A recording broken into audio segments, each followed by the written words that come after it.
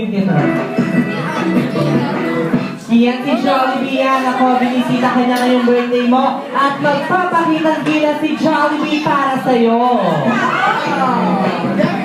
Exactly. Okay, ngayon naman kami, Kian. Dito naman po tayo sa unahan para makita niyo magpakitang gila si Jollibee. Ayan. Mami, dito po kayo para makita niyo magpakitang gila si Jollibee. Ayan, para makita niyo Kian.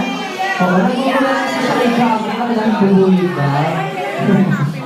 Hindi. Mabait siya, baby, Kian. Okay. So ngayon, Jollibee, ready ka na ba? Once again, it's Jollibee. Palakpakan naman natin si Jollibee.